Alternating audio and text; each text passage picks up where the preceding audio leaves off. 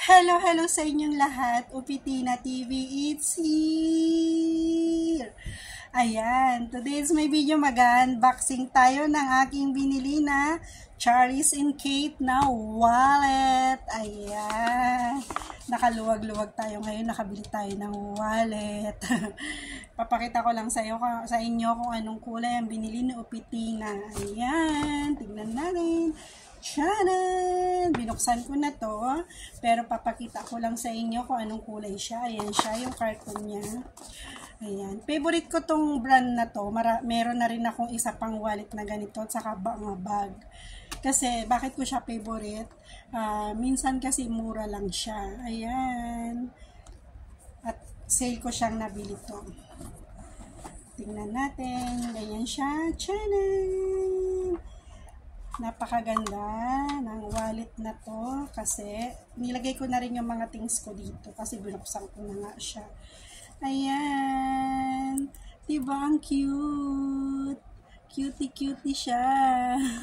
Ayan o. Kita nyo. Yan siya. Dito meron siyang lagayan ng card. Tapos yan. Meron din dito. Ganyan.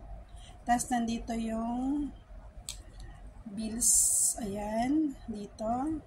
Tapos meron din siyang zipper dito sa gilid. Ayan, kulay ano siya, green, light green. Ayan, kung nakikita niyo, light green siya. Ano siya, maganda yung quality niya.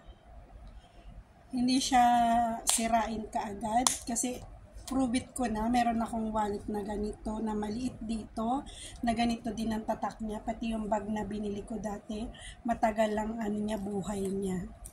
Ang gusto ko dito, kasi, maano siya, yung para siyang pwede mo lang siyang dalhin kahit saan, hindi siya kaliitan, hindi rin siya kalakihan, tama lang, kasi meron akong ganitong wallet na maliit, kulay yellow naman. Ayan siya guys. Napakaganda.